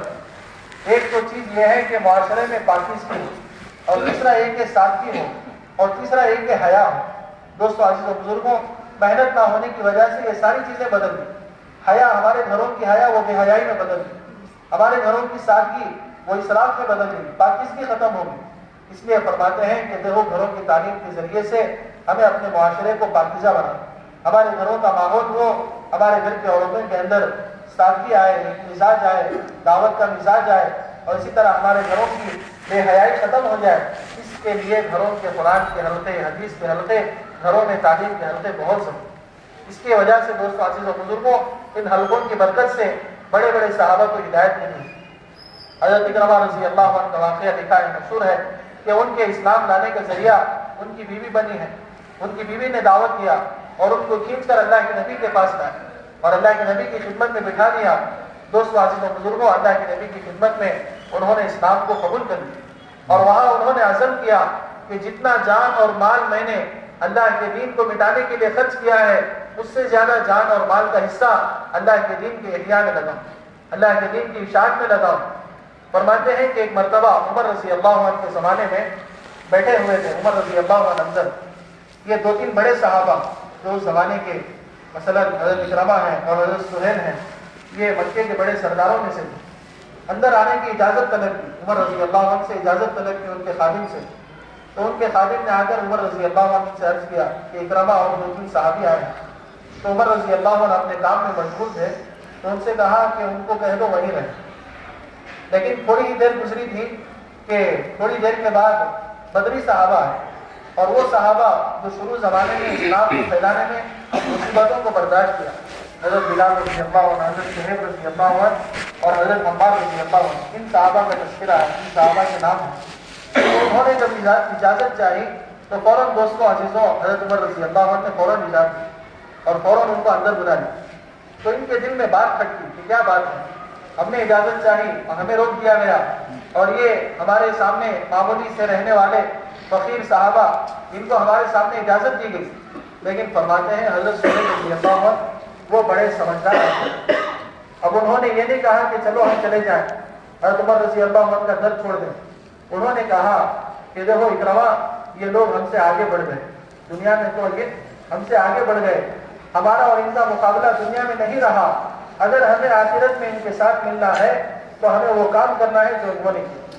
چنانچہ وہاں سے عزم لے کر فرماتے حضرت اکرمہ رضی اللہ عنہ آئے اور اللہ کے راستے میں نکلے اور اپنے گھر کے 80 افراد کو لے کر، اپنے گھر کے 80 افراد کو ساتھ میں لے کر چلے گئے. اللہ کے نبی صلی اللہ علیہ وسلم کے زمانے میں انہوں نے اسلام کو قبول کیا. لکھا ہے کتابوں میں کہ ابو جہل کی نفرت ہر آدمی کے دل میں تھی, لیکن اکرمہ جب اسلام لائے تو اللہ کے نبی نے کہہ دیا کہ دیکھو ابو جہل کو کوئی برا بلا نہیں کرے. دوستو عزیز و بزرگوں, وہاں انہوں نے اپنے گھرانوں کو لے کر اللہ کے راستے میں جہاد کیا. فرماتے ہیں کہ حضرت خالد بن ولید رضی اللہ عنہ کے ساتھ تھے. جب وہ آگے بڑھ رہے تھے تو حضرت خالد رضی اللہ عنہ روک رہے تھے. تو فرمایا, اے خالد, تو نے مجھے جب میں اسلام کے خلاف کر رہا تھا تو تو نے مجھے کبھی نہیں روکا, آج تو مجھے روک رہا ہے. یہ کہہ کر آگے بڑھے اور شہید ہوئے. اور فرمایا کہ 80 لوگوں میں سے 78 افراد شہید ہوئے, 2 آدمی بچے. اللہ کے نبی حضرت عمر رضی اللہ عنہ نے ان دونوں کا آپس میں نکاح کرا دیا تاکہ ان کی نسل آگے بڑھے. اس طرح دوستوں عزیز و بزرگوں, صحابہ نے قربانی کی, محنت کی. فرمایا یہ گھروں کی تعلیم کا اثر تھا, یہ عورت کا مزاج تھا, دعوت کا, جس کی وجہ سے بڑے بڑے صحابہ دین میں اسلام میں داخل ہوئے. اس طرح دوستوں عزیزوں 2 بنیادی چیزیں ہیں. ایک تو ہمیں مسجد کی سطح سے محنت کرنا ہے کہ ہماری مسجد 24 گھنٹے آباد ہو جائے, اور دوسرا ہمیں اپنے گھروں کو تعلیم کے حلقوں سے آباد رکھنا ہے تاکہ ہمارے گھروں میں دین زندہ ہو. اس کے لیے دوستوں اللہ کے راستے میں نکلنا, خود بھی نکلیں اللہ کے راستے میں, اور اپنے گھر کی عورتوں کو بھی لے کر چلیں گے تو ہماری عورتوں میں مزاج ہے. ورنہ آج ہم دیکھ رہے ہیں کہ ہماری عورتوں کے اندر مزاج صرف دنیا کی چاہتیں, دنیا کی چیزیں, دنیا میں آگے بڑھنا, یہی کیا ہے, عورتوں کے اندر یہ مزاج باقی رہے گا. عورتوں کے اندر دین آئے گا, تعلیم ہوگی تو عورتوں کے مزاج کی تبدیلی آئے. اس کے لیے دوستوں اللہ کے راستے میں ہم نکلنا ہے, دیر اور دور کے لیے نکلنا ہے. دیکھو صحابہ ہر حال میں اللہ کے راستے میں نکلتے. کوئی حال اللہ کے نبی نے ایسا نہیں بنایا تھا, صحابہ کو ایسی عادت نہیں ڈالی تھی کہ کوئی حال صحابہ کو رکتا. اللہ کے نبی کے زمانے میں ہر حال میں صحابہ نکلتے. معراج میں حضرت نے لکھا ہے کہ دیکھو جس طرح پکے نمازی اذان سن کر گھر سے نکل جاتے ہیں, ایسے صحابہ کا مزاج تھا کہ اللہ کے نبی جب بھی آواز لگاتے پکے نمازی کی طرح صحابہ اپنے گھروں سے نکلتے. چاہے وہ آواز بازار میں لگے, چاہے وہ آواز اپنی دکان میں لگے, چاہے وہ آواز گھر میں لگے, چاہے وہ آواز شادی کے موقع پر لگے, چاہے وہ آواز کسی کے جنازے پر لگے. صحابہ ہر جگہ سے نکلے ہیں, جنازے سے بھی نکلے ہیں, شادی سے بھی نکلے ہیں, دکان سے بھی نکلے ہیں, گھر سے بھی نکلے ہیں, اور مسجد سے بھی نکلے ہیں. ایسا اللہ کے نبی نے صحابہ کو عادی بنایا کہ ہر حال میں نکلے. اس لیے دوستوں عزیز و بزرگوں, ہمیں بھی ہر حال میں اللہ کے راستے میں نکلے. یہی کیا ہے, خروج ہے. خروج کا اصل مقصد سارے فتنوں کا حل اور ساری خرابیوں کا حل وہ کیا ہے, اللہ کے خروج کا رہتا. آج جتنی بے دینی ہے, جتنی خرابی ہے, جتنی کمزوری ہے ہمارے اندر, یہ سب اس وجہ سے ہے کہ ہم نے دنیا کو اصل سمجھ لیا اور آخرت کو پیچھے چھوڑ دیا.